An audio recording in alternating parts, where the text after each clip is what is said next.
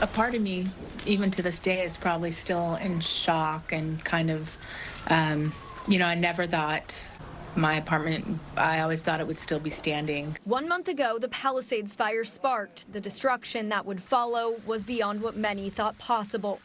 Heather Burnett moved from Lafayette to the Pacific Palisades just 4 months before the fire destroyed her apartment. I actually woke up to the sirens and they didn't stop.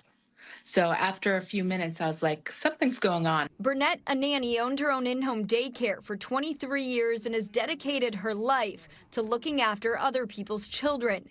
They're just full of love and joy and kindness, and they haven't been exposed to any bad, so they're pure light.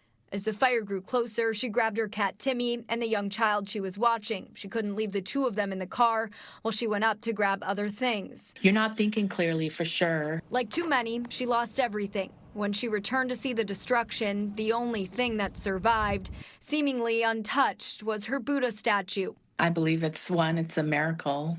And of course, of all things, it was my Buddha. I mean, that's my faith. Of course, I would love to get it.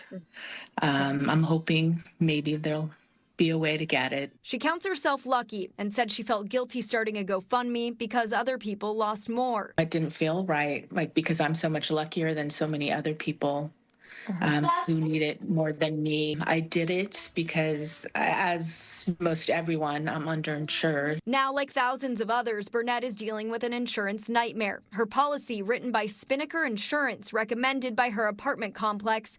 KTVU had Carl Sussman, an insurance expert, look over her policy. At first, blush, I look at it, and of course, it's not written the right way. They've left liability limits down to the minimum. Sussman said renters' policies are significantly different than homeowners' policies, and insurance companies can require people like Burnett to show proof of purchase for everything from electronics to a pair of socks. Unfortunately, this consumer probably is not going to get any of these protections from the Department of Insurance when it comes to itemization, because that is based on homeowners insurance policies, and this is a renter's policy. According to Sussman, because Burnett is a renter, she'll likely have to itemize all of her belongings unless Spinnaker Insurance decides to make an exception.